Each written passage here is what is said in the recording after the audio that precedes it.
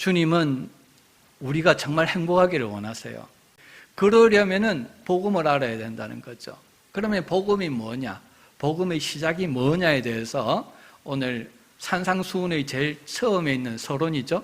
팔복에 대해서 말씀하십니다. 그래서 복이 있나니라는 말을 원어로 보면은 행복하나니, 행복하나니, 이렇게 하는 자가 행복하다 말씀하시는 거죠. 제일 먼저 뭐라고 하셨습니까? 3절에 심령이 가난한 자는 복이 있나니, 행복이란 우리 심령의 가난에 있다 말씀하십니다. 우리 생각에는 물질의 부여가 가장 큰 행복의 필수 조건이라고 생각하지만 주님은 아니다. 너에게 정말 필요한 것은 물질이 쪼들리는 건 알지만은 물질이 아니라는 거예요. 다른 세상적인 조건들이 아니라는 거예요. 세상적인 환경이 구비되었다고 우리가 행복해지는 게 아니라는 거예요. 심령의 가난에 있다. 너의 영적인 가난에 있다 말씀합니다. 다른 말로 하면은 우리에게 정말 필요한 게 뭐라고요? 예수 그리스도라는 거예요. 예수 그리스도가 우리 안에 임하시고 사시고 우리가 그 예수 그리스도를 왕으로 영접해야 참으로 행복한 삶이 시작된다는 겁니다. 그 다음으로 말씀하시는 게 바로 애통입니다. 4절에 애통하는 자가 행복하다 말씀하십니다. 우리는 예수님을 영접합니다 하고 나서 주님 앞에 나와서 기도하지만은 그 기도가 어디까지 가야 된다고요? 애통에까지, 우리 영적인 애통에까지 가야 된다는 거예요. 강구로 점점 성장해야 된다는 거죠. 보통 우리는 주님께 나갈 때 세상적인 애통을 가지고 주님께 나옵니다. 세상에 이런 어려움이 있고, 그죠? 이런 실패를 당하고 내 인생이 이렇게 망가지고 그래서 하소연하면서 주님 앞에 나갑니다. 다른 세상적인 구원수단이 없기 때문에 마지막으로 주님께 기대는 거죠. 빈손들과 앞에 가서 십자가를 붙듭니다. 그런데 여러분, 그렇게 기도를 시작하지만 우리 기도에는 놀라운 능력이 임한다는 거예요. 하나님의 성령이 임하셔서 우리 기도 제목이 점점 바뀝니다. 처음에는 내 아픔, 나의 실패가 서러워서 기도하면서 울면서 애통했지만은 기도하는 가운데 우리의 애통과 기도 제목이 바뀝니다. 바로 영적인 애통입니다. 하나님이 임하시고 성령의 빛이 임하시니까 그런 외적인 문제가 아니라 하나님 앞에 죽게 된 나의 죄가 보이기 시작합니다. 나의 부족함, 죽게 된 나 자신을 보기 시작하면서 주님, 이 죄인은 어떻게 합니까? 하나님 앞에 서야 되는데 이 죄인을 어떻게 합니까? 주님이 흘리신 십자가가 있는데 그 보혈이 흘러내리고 있는데 나의 심령이 아직도 적셔지지 않았습니다. 나에게는 아직 나의 죄의 문제가 있습니다. 세상을 살아갈 때 죄의 습관, 모든 삶을 판단하고 결정할 때도 늘 죄에 속한 옛사람에 속해서 늘 판단하고 결정하고 이렇게 세상 사람들과 동일하게 죄악 가운데 살아갑니다. 이 죄덩어리 어떻게 합니까? 좀 구원해 주십시오. 눈물이 나오는 거예요. 애통이 나오는 거예요. 주님이 임하실 때가 곧 다가오고 있는데 거룩한 신부로 준비되어야 되는데 나는 이 무엇입니까? 예수를 믿는다고 하는데 나의 죄 문제 때문에 눈물이 흐르기 시작하는 거예요. 애통이 흐르기 시작하는 거예요. 주님께서 우리가 기도 자리에 나가면은 처음에는 이 말문이 안 열려도 그런 은혜를 주신다는 거예요. 그래서 정말 애통하게 기도하는 자에게 주님께서 영적인 위로를 주시는 거죠. 정말 죄사함의 감격을 주시고요. 내가 지고 있던 모든 죄와 그 아픈 그 무거운 그런 짐들을 다 십자가 앞에 내려놓게 하시고요. 그럴 때 정말 세상과 나는 간 곳이 없고 구속하신 주만 보이는 그런 역사가 일어나게 되는 거예요. 기도해라. 그냥 기도가 아니라 정말 애통하는 기도. 살아야 되지 않느냐. 살려면은 예수님의 바지가랑이 옷자락을 잡으라는 거예요. 붙들라는 거예요. 그런 간절함을 회복하기를 원하신다는 거예요. 그러면은 진정 행복한 자가 될 것이다. 그리고 오늘 본문 5절에 어떤 자가 행복한 자라고 그럽니까? 온유한 자는 복이 있나니 온유한 자가 행복한 자이다 말씀합니다. 가난한 심령으로 주님 앞에 나왔어요. 그리고 이제 애통하면서 주님 앞에 기도하게 되었어요. 주님의 위로를 일단 받았어요. 그런데도 아직 나에게 행복이 없고 행복한 것을 못 느낀다면 뭘 점검해라는 겁니까? 너 안에 있는 온유함의 문제를 점검해라 주님 말씀하십니다. 다시 말해서 우리가 온유하지 못해서 행복하지 못하다는 거예요. 우리가 저 사람 참 온유해라고 말했을 때 우리는 어떤 의미로 온유하다는 말을 사용합니까? 일반적으로 성격이 온순하다, 그죠? 유순하다. 그리고 무슨 의견 충돌이 있을 때 자기 의견을 강하게 내세우지 않고 남의 의견에 동조해주고 잘 따라주고 자기 의견 좀 죽여주고 하면은 우리가 보통 온유하다, 양보를 잘한다 이런 뜻으로 사용하죠. 하지만 오늘 본문 말씀에서 온유하다는 말은 헬라어로 프라우스입니다. 다시 말해서 그런 우리가 선천적으로 가지고 있는 인간적인 온유함, 유순함을 뜻하는 것이 아니라 영적인 온유함을 뜻하는 거예요. 예수 그리스도를 만나고 거듭나고 성령을 받고 난 후에 나타내는 성품을 말하는 겁니다. 그래서 갈라디아서 5장 22절에 보면은 뭐라고 말씀하십니까? 오직 성령의 열매는 이래서 이제 쭉 나오는데 23절에 보면은 온유와 절제니 말씀합니다. 다시 말해서 성령이 우리한테 임해서 우리가 주님께 간구하는 기도를 통해서 성령이 충만을 임했을 때에 그 다음 프로세스로 임하는 게 뭐라고요? 성령의 열매가 임하는데 예수님의 성품, 하나님의 성품인 온유가 우리한테 임한다는 거예요. 거듭난 자 안에. 그래서 우리 안에는 뭐가 있습니까? 옛날에 가지고 있던 나의 성질이 있어요. 그냥 어떤 일을 만나도 제일 먼저 올라오려고 하는 게 뭡니까? 옛사람의 뭐 같은 성격이 나한테 팍 올라오려고 하잖아요. 그런데 거듭난 자, 성령의 지배함을 받는 자는 그 성품을 누립니다. 누르고 십자가에 못 박습니다. 그리고 뭘 취한다고요? 성령의 통치를 취하는 거죠. 하나님의 성품 가운데 주님, 나는 옛사람은 죽었습니다. 이제 새사람 안에서 성령 안에서 살아갑니다. 성령 안에서 이 온유한 능력이 나에게 나타나게 도와주십시오. 이렇게 기도하는 거예요. 그게 바로 온유라는 거예요. 그래서 다시 말해서 이 온유함을 우리가 얻기 위해서는 이 온유함을 가져야 행복한 이런 우리 삶이 시작되는데 그러기 위해서는 우리 안에 임하신 성령의 통치를 받아야 된다는 거예요. 성령의 통치 가운데 우리가 영적으로 훈련되고 준비되어야 된다는 겁니다. 그렇게 길들여진 성품이 드러날 때 그리스도의 향기가 드러나고 너희는 그리스도의 편시다. 주님의 성품인 온유가 드러나서요. 복음이 증거되고 그 온유 가운데 사람들이 복음 안으로 돌아오는 역사가 있다는 거죠. 그래서 영적인 온유함, 너에게 예수님 안에서 이미 주셨다는 거예요. 성령 안에서 주셨는데 옛날에 가지고 있는 성품 안에서 옛날 너의 그 성품, 모난 성품 가지고 살지 말고 그거 벗어 던지고 온유함을 입고 살아라. 안 되면 그걸 가지고 애통해라는 거예요. 그래야 참된 행복이 찾아온다 말씀하시는 겁니다.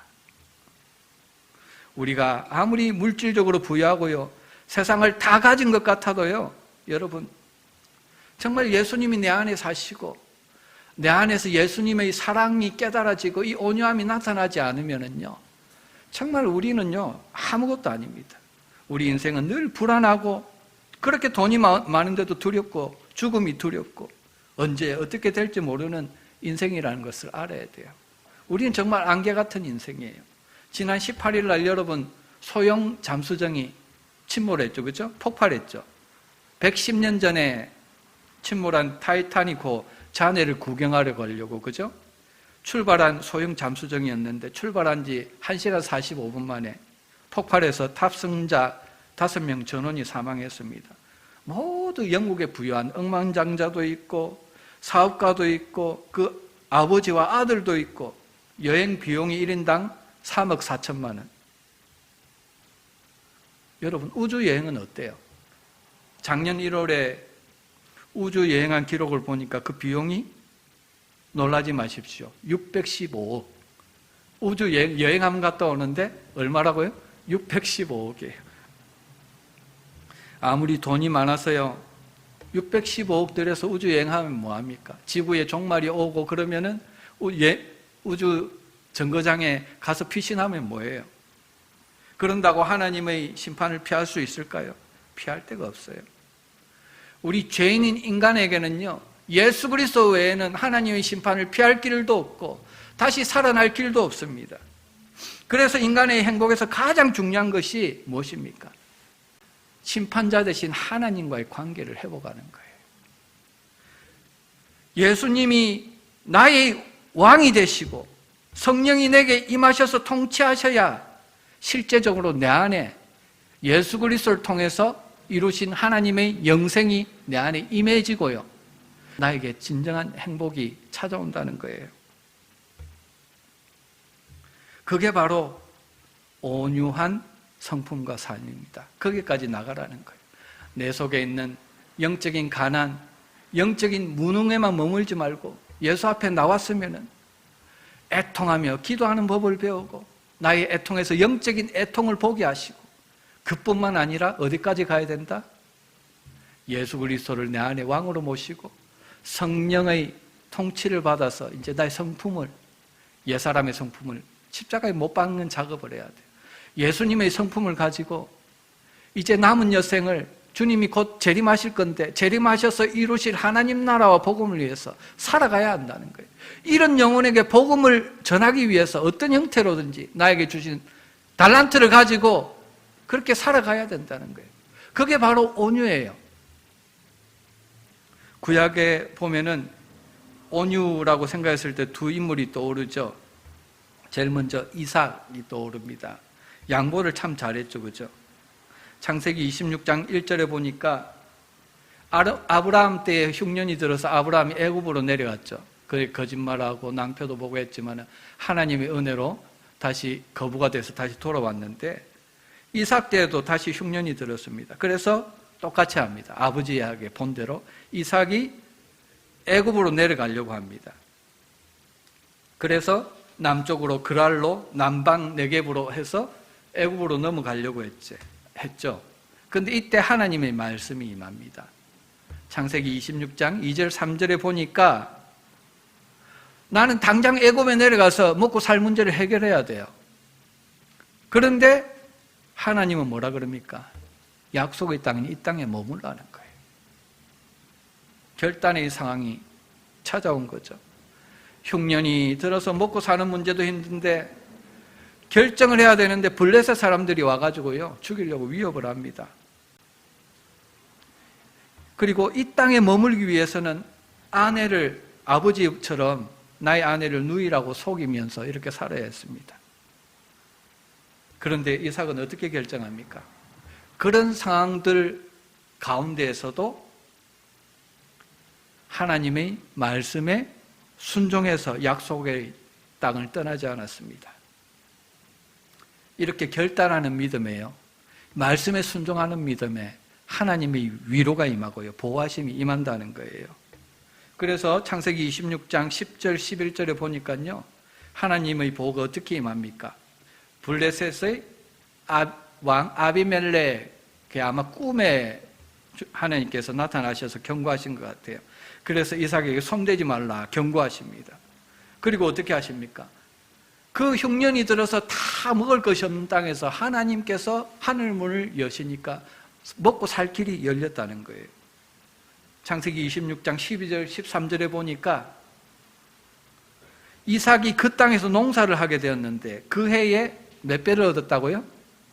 흉년 가운데 여러분 100배를 얻었다. 이거 완전히 동화 같은 이야기잖아요. 그런데 실제로 있었던 이야기라는 거예요. 왜? 여호와께서 복을 주셨기 때문에. 그 여호와께서 살아 계신다는 거죠. 그리고 13절에 보니까 창대하고 왕성하여서 마침내 거부가 되었대요. 흉년 가운데. 놀라운 일이죠. 흉년 가운데 이삭만 잘 되는 거죠. 하나님이 함께 하시니까.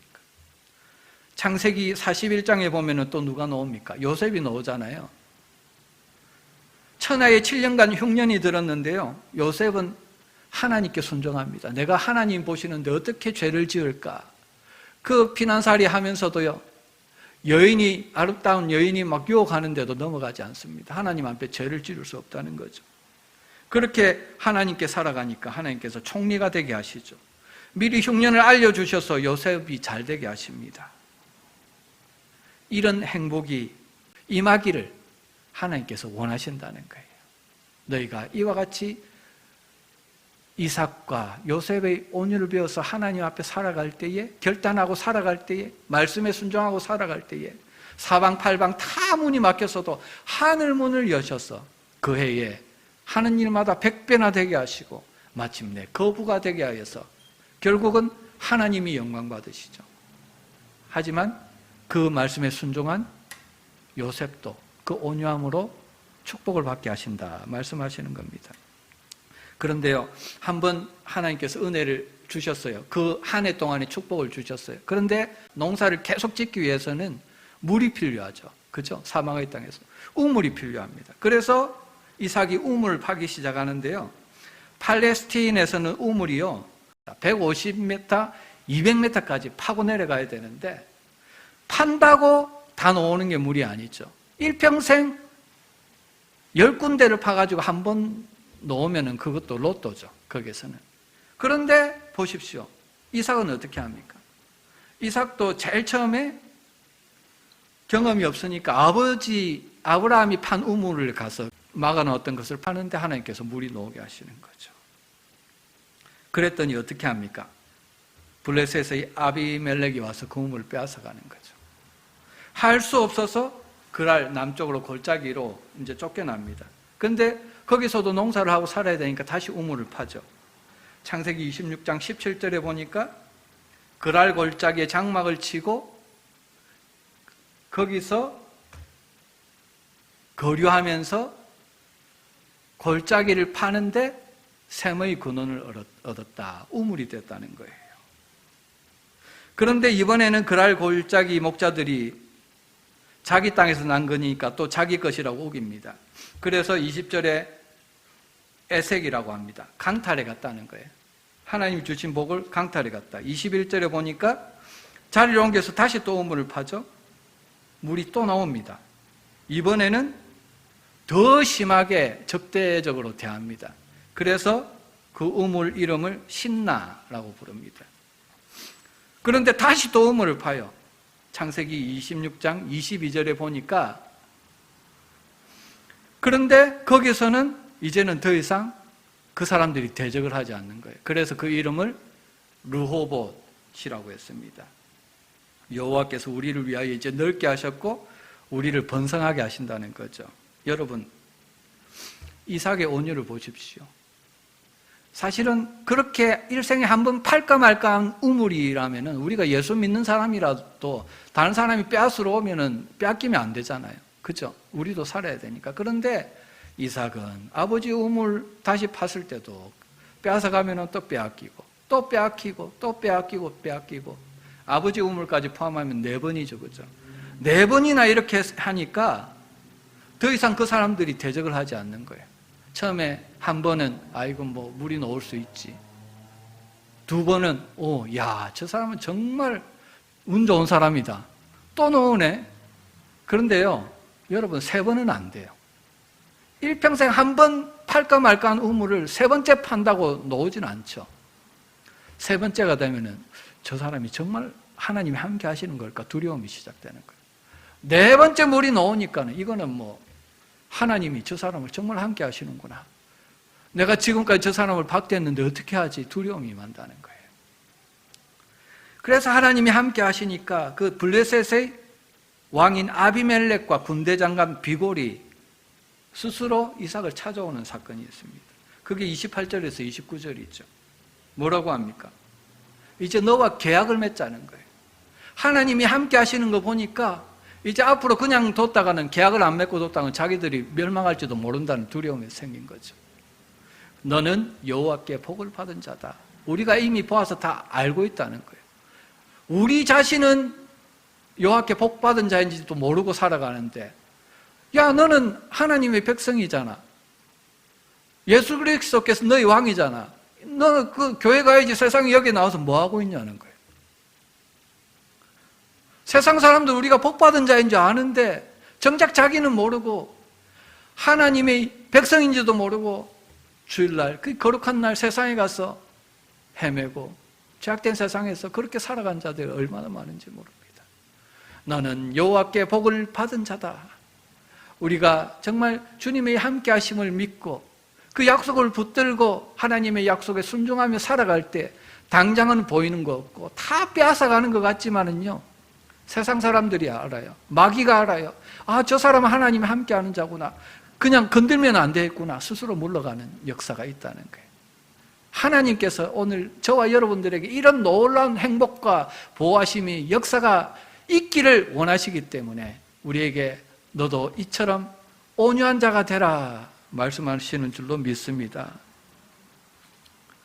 결국 이삭은요, 이를 통해서 깨닫습니다. 하나님께서 왜 이 땅에 머물라고 하신지를 깨닫는 거죠. 밤에 여호와께서 이삭에게 나타나시죠. 뭐라 그럽니까? 나는 내 아버지 아브라함의 하나님이다. 아브라함을 갈대아 우르에서 불러내서 이 가나안 땅에 있게 한 하나님이라는 거예요. 그 약속을 너에게 물려줬는데 이제 너의 하나님이라는 거예요. 이제 너에게뿐만 아니라 내 자손을 이 땅에서 번성하게 해서 결국은 하나님을 섬기는 하나님 나라를 만들기 위해서 너를 이 땅에 뒀다는 거예요. 이 땅에 심었다는 거예요. 그것을 알고 이삭이 어떻게 합니까? 25절에 그곳에 제단을 쌓고 하나님께 예배를 드립니다. 여호와의 이름을 부릅니다. 거기에 장막을 칩니다. 그리고 계속해서 우물을 파 나가는 거죠. 거기서도 무슨 말입니까? 우물을 파고 이 땅에 먹고 살아야 되는데 뭔가를 하고 하는 그 이유가, 내가 잘 먹고 그냥 나만 잘 먹고 잘 살라고 이렇게 복을 주시는 것이 아니구나. 그걸 안 거예요. 하나님의 약속, 나뿐만 아니라 내 자손 열방을 향한 하나님의 약속, 하나님 나라를 이루고 하나님을 예배하고 하나님께 순종하는 하나님 나라를 이루기 위해서 거룩한 도구로 나를 선택해서 불러주셨구나. 그것 때문에 나에게 축복을 주시는구나. 그것을 알게 된 거예요, 이삭이. 그 하나님의 통치를 받고 순종하는 대로 나갑니다. 그게 바로 온유함이에요. 이삭이 어떻게 온유할 수 있었느냐? 그 하나님의 약속이 나에게 있고 하나님이 대신 신원해 주시고 갚아주시고 약속하신 대로 이루어 주실 것이라는 믿음이 있었기 때문에 뺏어가면 놔주고 뺏어가면 놔주고 두고 보라는 거죠. 하나님이 살아계신데 어떻게 하는지 두고 보라는 거죠. 그래서 이 온유함이라는 것은요, 유약함이 아니에요. 남들이 그냥 치면 힘이 없어서 당하는 그런 온순함이 아니에요. 나에게는 살아계신 하나님이 함께 계시다. 온전한 믿음 가운데 나오는 삶의 결단이에요. 두고 보자는 거예요. 하나님께서 어떻게 하시는지 보자는 거예요. 온전한 삶의 목적을 가지고 걸어가는 길이 바로 온유함이라는 거죠. 그래서 본문 5절에 온유한 자는 복이 있나니 그들이 땅을 기업으로 받을 것이며 말씀합니다. 여러분, 온유한 자에게 주시는 땅이 무엇입니까? 첫째로는 이삭과 같이 하나님이 거하라 했을 때 그 사명을 깨닫고 그 사명의 자리에 있을 때 주시는 이 땅의 축복이에요. 그런데 이 땅의 축복이 뭐와 연결되어 있습니까? 나만 잘 먹고 잘 살라고 주신 축복입니까? 아니에요. 나의 자손, 후손, 그리고 열방에까지 이런 자들을 위해서 이 축복을 사용해서 하나님을 예배하는 땅, 하나님을 찬송하는 그런 하나님 나라를 이루라는 거예요. 그래서 이 땅을 기업으로 받을 것이라는 말은 이 땅의 축복, 그리고 하나님 나라와 연결되어 있는 거예요. 우리가 이 땅에 보이는 땅에 살아가지만 이 땅을 뭘로 바꾸어라? 하나님을 예배하고 하나님의 통치에 순종하는 하나님 나라를 이루며 살아가라. 오늘 이 공동체입니다. 우리 생명과 사랑의 교회 연약하지만은 하나님께서 우물 파면 물이 안 나올 것 같죠? 지금까지요, 우물을 파고 주위에서요, 하나님이 채워서 이 공동체를 이끌어갑니다. 왜? 이 안에 있는 저와 여러분들이 하나님 보시기에 그만큼 소중하다는 거예요. 이 영혼을 내가 이 죄악 많은 땅에서 거룩하게 보호하고 결국은 영원한 천국에 가기 위해서 하나님이 선택해서 보호하시는 거죠. 이런 하나님의 놀라운 함께 하심을 우리가 안다면은요, 우리가 담대할 수 있어요. 비록 겉으로 볼 때는 힘이 없어서 유약해서 가만히 있는 것 같지만 그렇지 않습니다. 여러분들 안에는 이 세상이 감당할 수 없는 예수 그리스도의 그 생명의 능력이 있다는 걸 알아야 됩니다. 외유내강이라는 말이 있죠. 겉으로 강한 사람들이요, 주로 보면은 더 강한 사람 만나면 굽신굽신해요. 약한 사람들만 골라서 큰 소리 칩니다. 하지만 정말 내 속에 보배를 가졌고 예수 그리스도라는 천국의 왕이라는 하나님 나라라는 보배를 가진 사람은요, 겉으로 부드러워요. 강하지 않아요. 자기 방어를 하지 않아요. 왜? 나는 더 큰 걸 가졌는데, 이 세상보다 더 큰 걸 가지고 있는데 양보할 수 있습니다. 너그럽게 대할 수 있습니다. 참아줄 수 있어요. 70번에 7번도 참아줘라, 용서해줘라 할 수 있어요. 왜? 내 안에 그것보다 더 큰 하나님 나라를 소유하고 있는데 그걸 보라는 거예요. 네가 정말 가난하냐? 영적인 가난 아니라는 거예요. 예수로 부유하면 가난한 자가 아니라는 거예요. 부유한 자가 된다는 거예요. 그것을 구해서 내가 부유함을 얻게 되면은 너도 이제 할 수 있어. 양보하며 살 수 있어. 주는 자로 살 수 있어. 이런 영혼을 위해서 기도하며 주는 자로 살 수 있어. 물질로 되는 게 아니야. 이 세상의 지혜로 되는 게 아니라 성령의 충만함, 하나님의 지혜가 임하고 하나님의 은사가 임했을 때 그것이 가능하다는 거예요. 그런 자가 되기를 원한다, 주님 말씀하시는 겁니다. 여러분, 모세의 경우는 제가 생략하도록 하겠습니다. 모세도 참 온유한 자였죠. 그런데 동일하죠, 이삭과 같이. 하나님의 신원하여 주심, 갚아주심을 믿고 모세는 아론과 그 밑에 미리암이 대적을 했을 때, 지도자의 권, 너만 지도자냐? 대적했을 때 기도하며 가만히 있습니다. 자기 아내가 시보라가 죽고 나서 구스 여인, 흑인 여인을 후처로 맞이했을 때에 인종적인 편견을 가진 이 미리암과 아론이요, 이제 흑인 여인을 맞이했다는 거죠. 그래서 모세를 끌어내리고 자기가 지도자가 되고 싶었죠. 하지만 여러분, 하나님이 어떻게 합니까? 모세가 하나님께 의지하고 하나님이 하시는 것을 다 맡겼을 때 하나님이 모세를 들어주잖아요. 나는 모세와 대면해서 직접 이야기하는 자야. 건들지 마. 하나님이 세우신 종 건들지 마. 하나님께서 신원하여 주시는 거죠. 그것을 믿었다는 거죠. 고린도전서 13장 4절에 여러분, 온유를 어떻게 표현하고 있습니까? 사랑은 오래 참고 사랑은 온유하며. 참된 온유함이란 사랑에서 나오는 거예요. 사랑은 오래 참고 사랑은 온유하며. 무슨 말입니까? 내 안에 사랑이 있는 자가 오래 참을 수 있어요. 내 안에 사랑이 있는 자가 온유할 수 있다는 거예요. 사랑과 온유가 동격은 아니죠. 이 사랑이 무엇입니까? 내가 태어난 자연인의 사랑이 아니에요.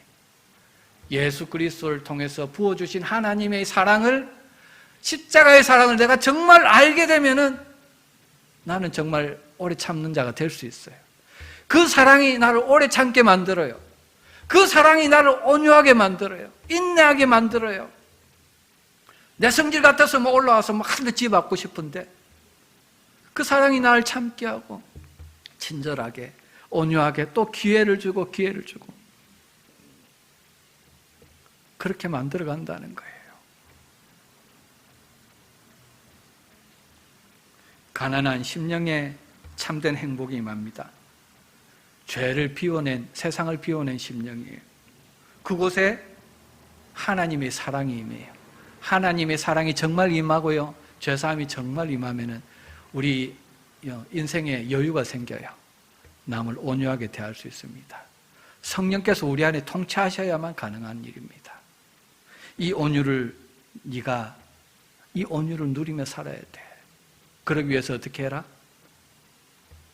가난한 심령이 돼서 영적으로 예수를 충만히 채우고 너희 죄를 위해서 날마다 영적 전쟁을 싸우고 예수로 충만해졌을 때 너도 예수님처럼 온유한 삶을 살면서 하나님 나라를 위해서 살 수 있을 거야. 그 삶을 한번 살아봐. 그러면은 예수님이 가지셨던 그 기쁨이 어떤 기쁨인지를, 한 영혼이 구원받고 돌아오는 그 기쁨이 어떤 기쁨인지를 너희도 알게 될 거야. 어떤 행복인지 알게 될 거야.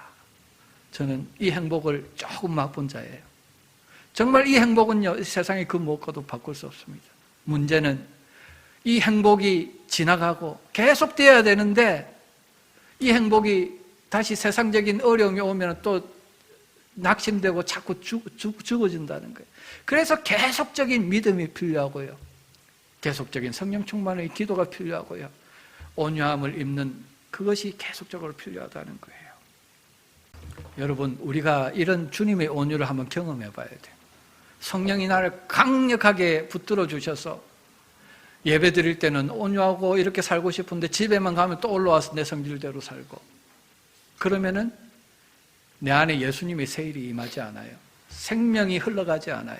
사랑이 흘러가지 않아요. 예수님, 나를 통치해 주십시오. 나의 못된 심령 십자가에 못 박아 주십시오. 주님이 나를 통치하십시오. 주님이 사십시오. 생명의 역사 이루어 주십시오. 간절한 마음으로 나가도록 하시겠습니다.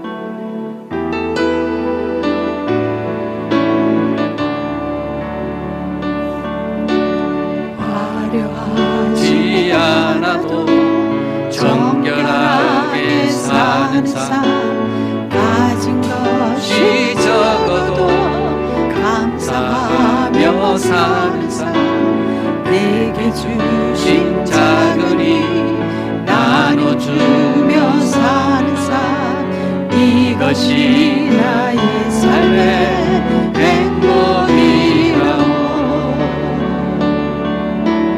눈물날 일 많지만 기도할 수 있는 것, 억울한 일 막연한 주를 위해 참는 것, 비록 짧은 작은 삶 주 뜻대로 사는 것, 이것이 나의 삶의 행복이라고. 이것이 행복이라고. 세상이 알 수 없는 하나님 선물, 이것이 행복이라고.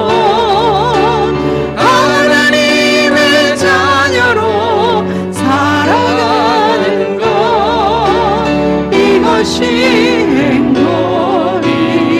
이것이 행복이라고. 이것이 행복이라고. 세상이 알 수 없는 하나님 선물, 이것이 행복이라고. 하나님의 자녀로 살아가는 것, 이것이 행복이라고. 시간 잠시 기도하겠습니다. 이 행복을 하나님께서 선물로 주셨다 말씀합니다. 심령이 가난한 자에게, 애통으로 기도하는 자에게 이 하나님의 선물을 주셨다는 거예요. 우리 안에 이 행복이 있어요. 이 능력이 있어요. 온유함의 능력, 사랑의 능력이 있어요. 그런데 가지고만 있으면 되는 게 아닙니다. 복음은 입으로 시인하고 선포하고, 사용했을 때 복음의 능력이 나타나고 생명의 능력이 나타나는 줄로 믿으시기 바랍니다. 주여, 내가 이것을 시인하고 예수 이름으로 선포하고 이 복음을 선포하며 나갈 때에 이 행복의 능력이 나타나는 것을 보게 하시옵소서. 나에게 온유한 심령, 강호 담대한 믿음을 허락하여 주시옵소서. 우리 주여 한번 외치고 기도하도록 하시겠습니다. 저희여, 걸어가신 아버지 은혜를 감사합니다. 아버지 하나님, 주님이 오신다니 믿음의 눈을 열어서 하나님 아버지 감사합니다. 우리의 심령을 가난하게 하여 주시니 감사합니다. 애통하는 눈물을 회복하여 주시옵소서. 애통의 눈물로 기도하는 우리의 기도자가 되게 도와주시옵소서. 우리에게 주신 주님의 온유, 주님의 복음의 능력, 주님의 사랑을 가지고만 있는 것이 아니라 선포하며 잃어버린 자에게 이제 하나님 나눠줄 수 있게 도와주시고, 실제적으로 나눠줄 때 주님의 회복이 임하고 복음의 능력이 임하는 것을 보게 하시옵소서. 이런 영혼이 돌아와서 주님 품에 안겨서 찬양하며 예배하는 것을 보게 하시옵소서. 그것을 바라보는 행복이 얼마나 큰 것인 것을 경험하며 이 땅을 하나님 천국 백성의 행복으로 살아갈 수 있도록 축복하여 주시옵소서.